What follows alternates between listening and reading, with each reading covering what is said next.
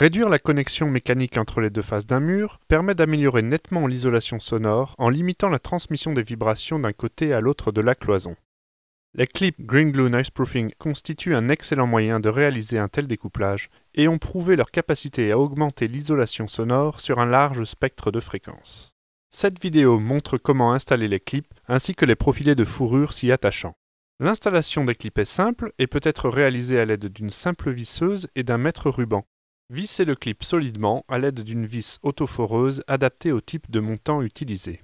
Vis à filet normal de 40 mm pour le bois et vis à filet fin d'environ 30 mm pour le métal.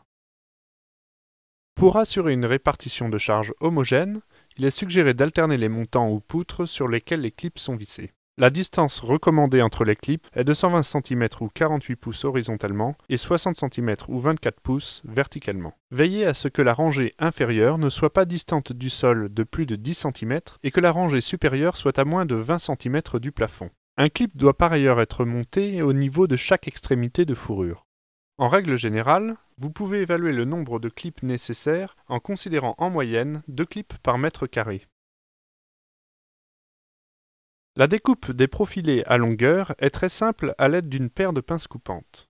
Une fois découpé, fixez le profilé sur le clip en introduisant d'abord son aile inférieure, puis en exerçant une pression suffisante pour le glisser dans son emplacement.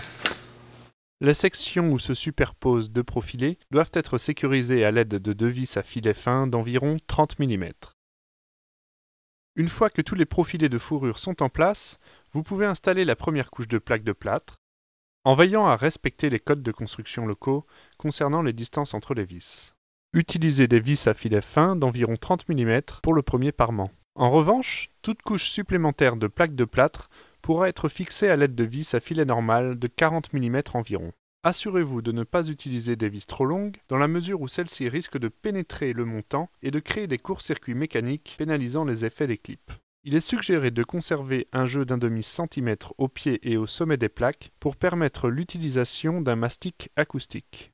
Comme illustré ici, le système clip et fourrure crée un espace supplémentaire de 45 mm entre les montants et les parements. L'emploi des clips permet donc d'augmenter l'épaisseur de matériaux isolants, ce qui améliorera encore l'isolation sonore. Remarquez comment les clips Green Glue permettent de transformer la cloison en un système à effet ressort. Appliqué sur des cloisons ou des plafonds, le système clip plus fourrure supportera sans problème jusqu'à 4 épaisseurs de plaques de plâtre 16 mm.